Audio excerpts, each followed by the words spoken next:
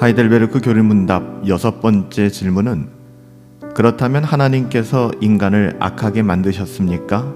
이렇게 묻고 있습니다. 이에 대한 답은 결코 그렇지 않습니다. 하나님께서는 인간을 선하게 만드셨고 자신의 형상을 따라 의로움과 진정한 거룩함으로 만드셨습니다. 그래서 인간은 창조주이신 하나님을 올바로 알았으며 하나님을 진정으로 사랑할 수 있었고 하나님을 찬양하고 영광을 돌리면서 영원한 행복 가운데 하나님과 함께 살 수 있었습니다. 만약 인간이 인생 가운데 죄악을 배운 것이 아니며 그 본성상 죄가 있다면 우리는 어떤 질문을 할 수 있을까요? 그렇다면 인간의 본성의 악함, 인간의 그 악한 기원은 어디서부터 시작됐는가라고 질문하게 될 거예요. 이 질문에 대하여 때로는 어리석은 사람들이 하나님께서 인간을 악하게 만들었기 때문에 인간은 악할 수밖에 없다라고 이야기하죠. 죄의 원인을 하나님께 돌리는 거예요. 죄의 원인이 하나님께 있다는 이야기죠. 이렇게 죄인은 항상 자신의 비참함과 세상에 존재하는 모든 악에 대하여 하나님께 책임을 돌리고 비난하려고 합니다. 하지만 전도서 7장 29절에 보면 내가 깨달은 것은 오직 이것이라 곧 하나님은 사람을 정직하게 지으셨으나 사람이 많은 꾀를 낸 것이라 이렇게 이야기합니다. 하나님께서 사람을 악하게 만드신 것이 아니라는 것이죠. 하나님은 사람을 하나님의 형상에 따라 선하고 의롭게 만드셨다라고 성경은 분명히 말씀하고 있습니다. 하나님은 지극히 선하시고 거룩한 분으로서 사람을 결코 악하게 만들지 않으셨다는 거예요.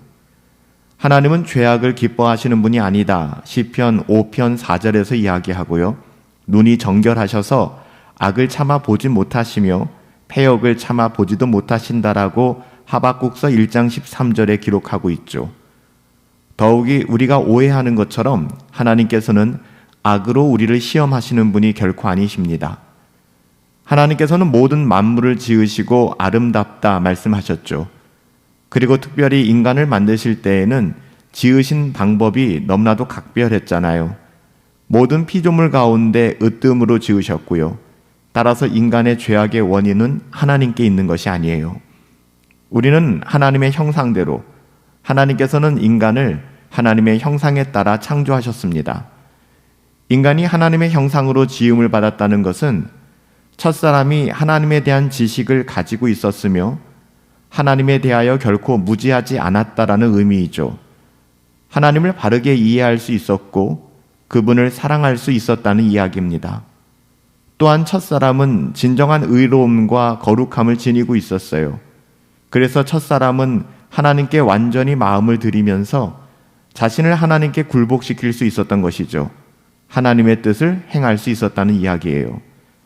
그리고 하나님의 형상대로 창조를 받은, 지음을 받은 인간은 이성적이며 덕이 높은 존재이기 때문에 이 땅의 모든 피조물을 다스릴 수 있는 권한을 부여받았던 것이고요. 그는 영원한 행복 속에서 하나님과 함께 살 수 있었고 하나님께 찬양과 영광을 돌리도록 만들어진 것, 그것이 바로 우리의 모습이었습니다. 하나님께서 이렇게 인간을 하나님의 형상에 따라 만드신 이유는 우리로 하여금 하나님을 찬양하고 하나님을 영화롭게 하기 위함이었죠. 우리는 하나님을 찬양해야 하며 하나님을 영화롭게 해야만 합니다. 우리가 하나님과 교제하면서 하나님의 풍성하심을 나타내야 되며 하나님의 뜻에 따라 순종함으로 그의 선하심을 드러내야만 합니다. 아담이 죄를 범하기 전에는 인간은 이처럼 영광스러운 상태였어요. 하나님의 형상을 따라 지음받은 완벽하게 지혜로웠고 거룩하고 흠이 없었죠. 하나님께로부터 모든 만물을 다스리는 그런 권한을 위임받기에 충분했습니다. 모든 것이 풍성한 에덴 동산에서 완벽한 기쁨과 즐거움을 누리며 살아갈 수 있었습니다. 창조주 하나님을 사랑하고 영원한 행복 가운데 하나님을 찬양하면서 살 수 있었다는 것이죠. 그러나 아담의 범죄로 말미암아 이런 지고한 행복은 깨어지고 말았습니다. 우린 그 영원한 행복을 잃어버리고 죽음과 고통이 우리 가운데 임하는 끔찍함을 맞이하게 된 것이죠. 하나님께서 인간을 선하게 만드신 것과 인간이 범죄에서 그 모든 선한 것을 잃어버린 상태를 비교하면 죄가 모든 것을 망가뜨리며 얼마나 지독한 것인가를 우리는 새삼 깨닫게 되고 이로 말미암아 비참함을 느끼게 되는 거예요. 물론 하나님께서는 인간이 죄를 범함으로 잃어버린 하나님의 형상을 회복할 수 있는 방법을 마련해 두셨습니다. 첫째 아담은 범죄하여 타락하였지만 하나님께서는 우리에게 둘째 아담을 통하여 참된 회복을 말씀해 주셨죠. 둘째 아담을 통한 하나님의 형상의 회복의 기회를 계획하신 거예요. 우리 인간의 사악함을 없애고 다시 거룩함과 의로움으로의 회복을 그리스도 안에 두셨다는 것이죠. 우리의 모든 비참함이 깨어지고 참된 회복의 길이 열렸다는 것인데요. 그것이 바로 그리스도 안에서 가능해졌다는 것입니다. 이러한 계획을 하나님께서는 그리스도 안에 두셨다는 거예요. 하나님께서 그리스도로 하여금 지혜와 의로움과 거룩함과 구속이 되게 하신 것이죠. 그러기에 사랑하는 저와 여러분, 오늘도 날마다 그리스도께 피해야만 합니다. 그리스도께로 돌아가야만 합니다. 그리스도께로 나아가 인간성을 파괴하는 마귀의 지배 아래서 벗어나야만 하는 것이죠. 하나님께서는 그리스도를 통하여 우리를 악한 자로부터 보호해 주시겠다라고 말씀해 주셨습니다. 아담은 인류의 첫 조상 대표자 아담은 에덴 동산에서 쫓겨났지만 둘째 아담은 우리를 하나님의 낙원으로 인도합니다. 따라서 진정한 인간성의 회복은, 진정한 우리의 영혼의 회복은 오직 둘째 아담 안에서만 이루어지는 것이죠. 오늘 하이델베르크 교리문답 제6번째 질문은 그렇다면 하나님께서 인간을 악하게 만드셨습니까? 인간은 어떤 존재입니까? 인간의 죄는 누구의 책임입니까? 이 질문을 던지고 있는데요. 그에 대한 답은 하나님께서는 인간을 결코 악하게 창조하지 않으셨습니다. 그렇지 않습니다. 하나님께서는 인간을 선하게 만드셨고 자신의 형상을 따라 의로움과 진정한 거룩함으로 만드셨습니다. 그래서 인간은 창조주이신 하나님을 올바로 이미 알고 있었고 또 하나님을 진정으로 사랑할 수도 있었고 하나님을 찬양하고 영광을 돌리면서 지고한 영원한 행복 가운데 하나님과 살 수 있었습니다 라고 배웠습니다. 그렇습니다. 우리의 악함은 결코 하나님으로 인한 것이 아니에요. 인류의 타락이 어떠한 것이고 우리의 죄가 어디서부터 왔는지 또 우리의 죄의 문제가 과연 누구의 문제인지를 다시 한번 기억하고 하나님의 은혜를 구하고 첫째 아담은 실패했지만 둘째 아담 예수 그리스도 안에 우리의 구원의 소망을 두신 하나님의 뜻을 분별하여 이 세상 가장 안전한 곳 예수 그리스도 안에 거할 수 있게 되기를 예수님의 이름으로 축복합니다. 하이델베르크 교리문답 7번째 질문은 그렇다면 인간의 본성의 부패는 어디서부터 온 것입니까? 라고 묻고 있는데요. 그렇다면 무슨 말일까요? 우리가 6번째 질문에서 하나님께서 인간을 악하게 만드셨습니까? 라고 질문했고 결코 그렇지 않다라고 답했습니다. 이어지는 것이죠. 그렇다면 인간의 본성의 부패는 어디서부터 온 것입니까? 이렇게 답합니다. 우리의 첫 번째 부모인 아담과 하와가 낙원에서 불순종하고 타락한 것으로부터 왔습니다. 그로부터 우리의 본성은 극히 부패하여졌고 그래서 우리는 죄악 중에 잉태되었고 죄 가운데 태어났습니다.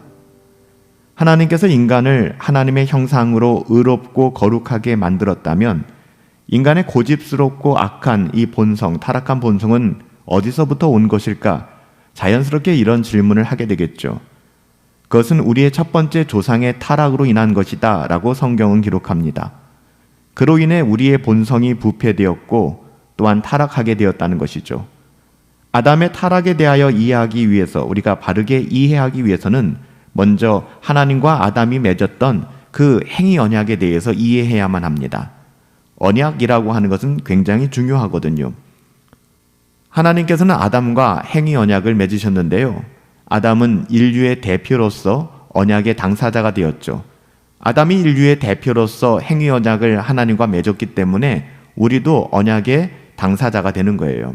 아담의 범죄가 우리의 범죄가 되는 이유가 여기에 있는 것이죠. 아담은 분명하게 말씀드리는데 우리가 6번째 질문, 하나님께서 인간을 악하게 만드셨습니까? 하나님께서 아담을 악하게 만드셨나요? 결코 그렇지 않아요. 그러기에 아담은 언약을 지킬 능력을 가지고 있었습니다.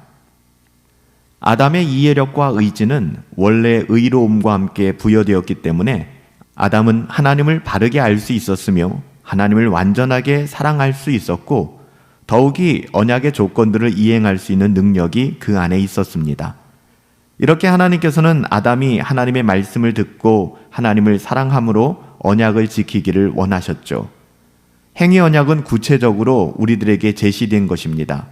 어떻게 제시되었나요? 행위 언약은 어설픈 게 아니었어요. 막연한 것도 아니었습니다. 하나님께서는 동산의 모든 나무실과는 먹어도 괜찮다라고 말씀하셨지만 그 중에 하나를 택하여 선악을 알게 하는 나무의 실과는 먹지 말라고 하셨습니다. 그 나무 자체가 또 그 열매 자체가 선악을 알게 하는 그 무엇인가가 아니라 하나님께서 그 모든 나무 중에 또 실과 중에 하나를 그냥 택하신 거예요. 하나님의 뜻이 담겨져 있었기 때문에 의미가 들어가는 것이죠. 여러분, 하나님께서 이렇게 행위 언약을 구체적으로 우리에게 제시하신 이유는 인간을 괴롭게 하려고 혹은 올무에 빠지게 하려고 명령하신 것은 아니에요. 다만 자신이 가진 능력으로 계명을 지킴으로 아담이 하나님을 사랑하고 하나님께 붙어있는 것을 보여주기를 원하셨던 것이죠. 선악을 알게 하는 나무는 단지 시험하는 도구에 불과했던 거예요. 그럼에도 불구하고 아담은 하나님의 명령에 반대되는 행위, 즉 선악을 알게 하는 나무의 과실을 따먹음으로 말미암아 하나님과 맺었던 행위 언약을 파괴하고 말았습니다. 이것을 성경은 타락이라고 얘기를 합니다. 아담의 죄는 결코 작은 죄가 아니었어요. 단순한 하나의 죄로 여겨서 죄송합니다 라고 이야기하는 것으로 무마할 수 있는 그런 죄가 아니었죠. 이 죄는 의도적이고 뻔뻔한 불순종이었습니다. 하나님을 향한 불순종. 아담은 창조주 하나님보다 피조물을 더 사랑하였고 하나님께서 경고하신 죽음의 위협조차 우습게 여겼으며 하나님과의 약속을 어겼습니다. 그는 생명을 경멸하였고 자신의 은혜로운 창조주보다 마귀의 말을 더욱 믿었죠. 아담은 하나님과의 교제를 거절하였고 자신이 원하는 것을 얻기 위하여 하나님께서 금하신 것을 행하고 말았습니다. 더욱이 마귀에게 속아서 하나님과 같이 되기를 갈망하였죠. 이런 아담의 죄는 불의의 끈이 되어서 인간의 성질을, 인간의 본성을 즉시로 망가뜨리게 되었습니다. 아담의 죄는 그의 모든 행위에 영향을 미치게 되었고 모든 악한 일로 기울어지게 만들었죠.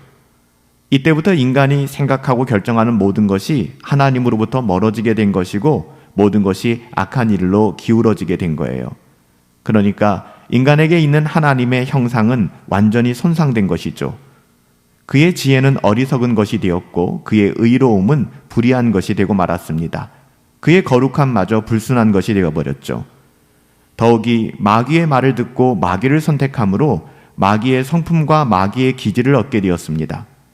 결국 인간은 죄의 종으로 살아갈 수밖에 없게 되었죠.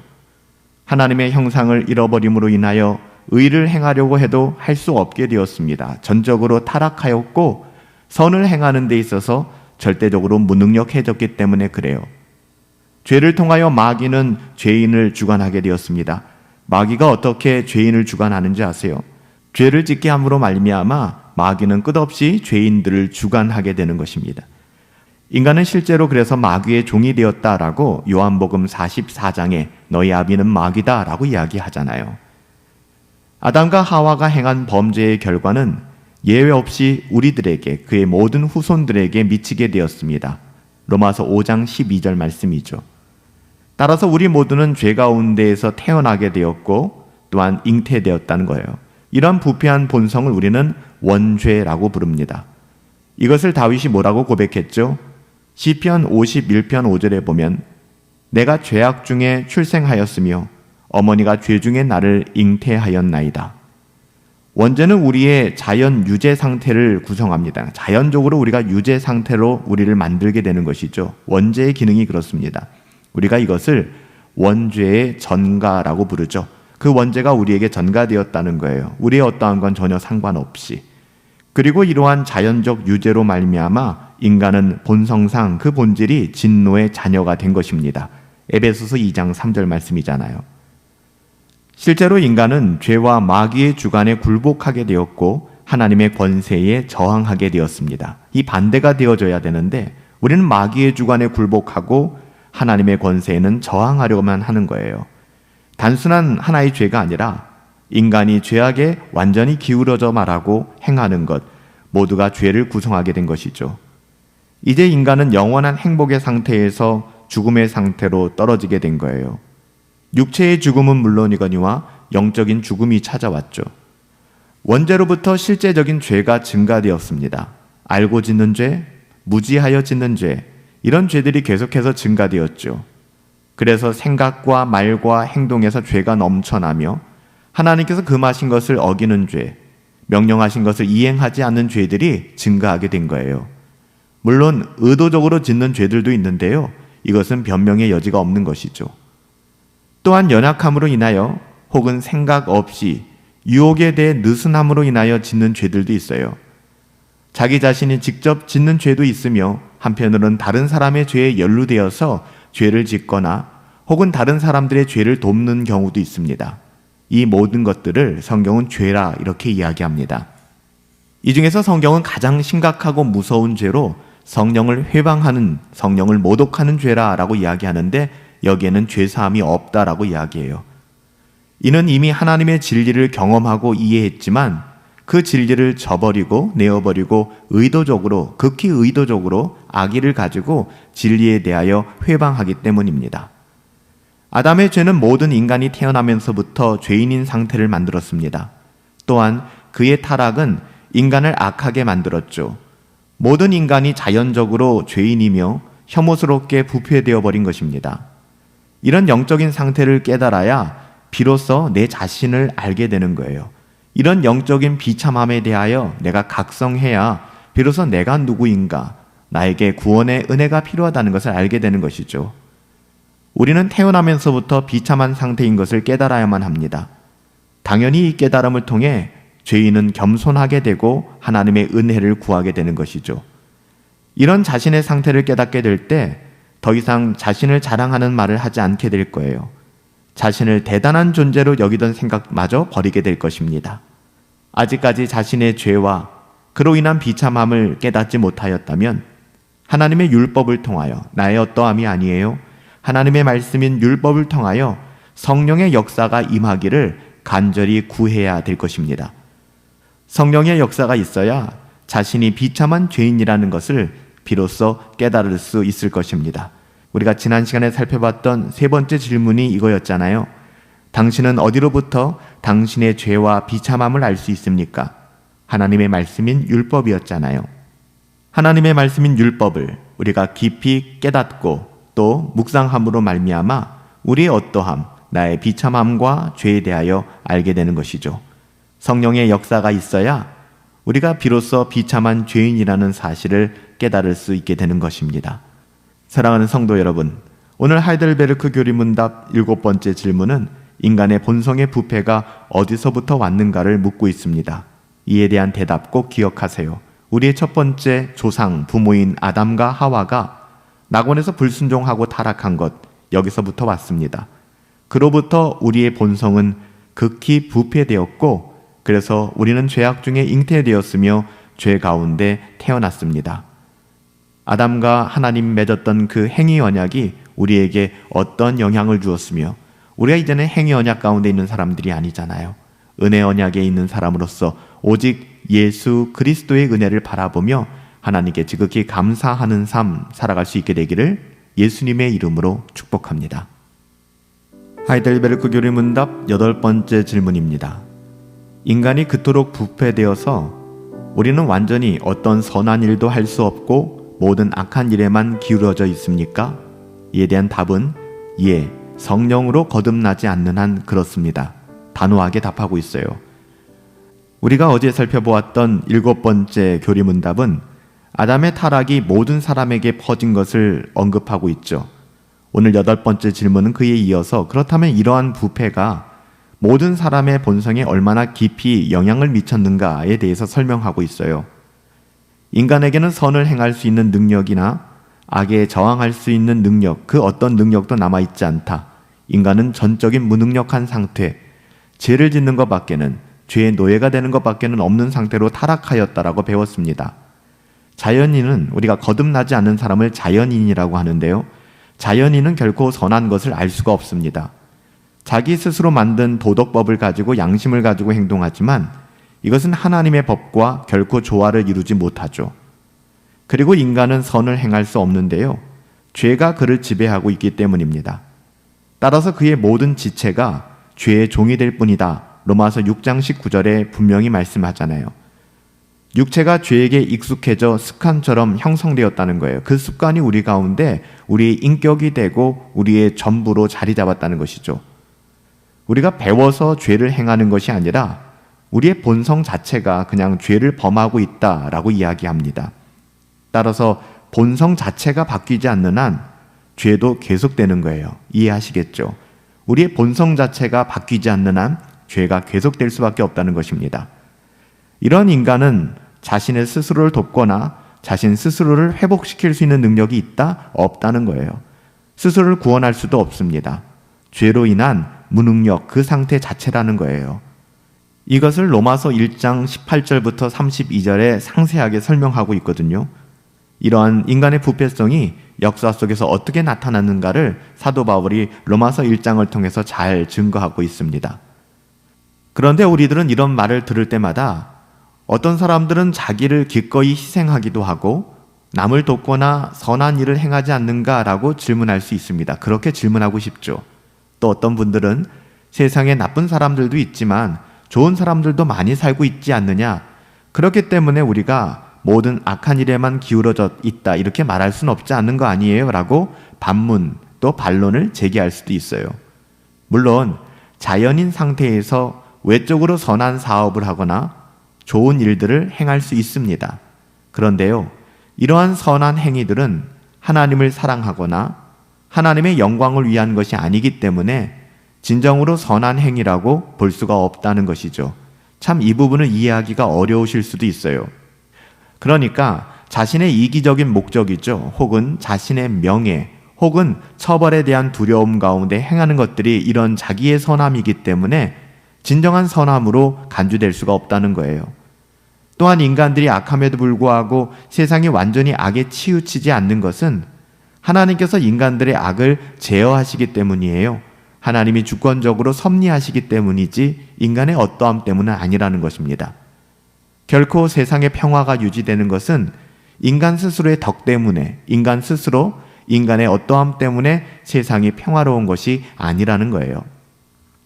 인간은 자신이 이처럼 완전히 부패되었고 악하다는 것을 알기 전까지는 구원의 필요성을 인식하지 못합니다. 또한 자신의 부패를 깨달았다 하더라도 스스로의 힘으로 자신을 개선하거나 개혁할 수가 없죠. 본성 자체가 부패되었기 때문에 능력이란 것 자체가 없는 거예요. 그럼에도 불구하고 사람들은 자신을 개혁한 것처럼 말하고요.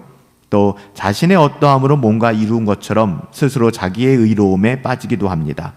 그런데 성경은 이런 모든 행위에 대하여 인간의 착각이며 스스로를 속이는 것에 불과하다라고 말씀합니다. 또한 어떤 사람들은 교육을 통하여 인간이 변화될 수 있지 않은가, 인간의 본성의 변화를 추구합니다. 어느 정도 외적인 효과가 있을 수는 있어요. 하지만 인간의 본성을 교육으로 바꿀 수 있는 것은 아닙니다. 따라서 자신의 부패성과 무능 그리고 악에 익숙한 의지를 바르게 깨닫는다면 우리는 하나님 앞에서 겸손해질 수밖에 없는 거예요. 그리고 자신을 신뢰할 수 없다는 것을 깨닫게 되죠. 따라서 자신의 그러한 비참한 신세에 대하여, 자신의 비참한 상태에 대하여 하나님의 구원을 갈망하고 열망하게 되는 거예요. 인간의 힘으로 되는 것이 아니거든요. 성령 하나님께서 역사하실 때 자연인들에게, 하나님이 택하신 자녀들에게 이런 일들이 일어나게 되는 것이죠. 구원에 대한 갈망, 자신의 비참함을 깨닫게 되는 거예요. 인간은 이렇게 전적으로 부패된 자기 자신을 바꾸거나 개혁할 수 있는 힘이 없습니다. 죄를 짓지 않으려고 하지만 여전히 죄 가운데 있는 자기 자신을 발견할 뿐이죠. 인간의 부패한 본성을 바꿀 수 있는 것은 오직 성령의 역사로 인한 중생, 그러니까 거듭남의 역사밖에 없는 거예요. 나는 죽고 예수로 다시 살아나야 나의 본성의 변화가 예수님의 그 성품을 따라 바뀔 수 있다는 것이죠. 거듭남, 다시 태어난다라는 이 말은 하나님의 말씀의 씨가 우리의 심령에 떨어지고 성령의 역사를 통하여 하나님의 형상으로 새롭게 갱신되어서 하나님의 신적인 빛과 생명을 얻게 되는 것을 말합니다. 거듭남으로 인하여 죄인에게 역사되었던 죄의 심은 무너지게 될 것이고 하나님의 뜻을 행할 수 있는 참된 능력과 자유가 우리 가운데 생기게 된다는 것이죠. 새로운 능력을 받게 된다는 거예요. 그래서 선을 행하고 악을 이기기 위하여 우리는 반드시 거듭남의 은혜를 경험해야만 하는 것입니다. 거듭남으로 인한 구원에 이르기 위해서는 자신의 무능력함을 깨닫는 것이 중요해요. 자기를 부인해야 되는 것이죠.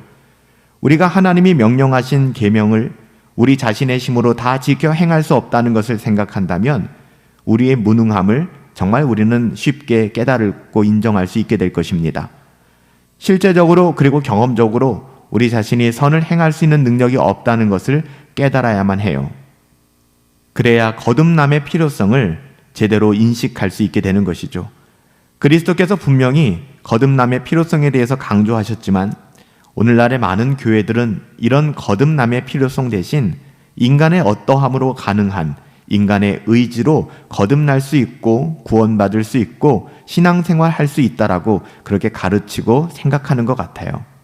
하지만 이러한 생각들은 결국 성령께서 그 영혼의 본성을 변화시키는 역사, 이거를 간과하게 되는 거예요. 생략시키게 되는 것이죠.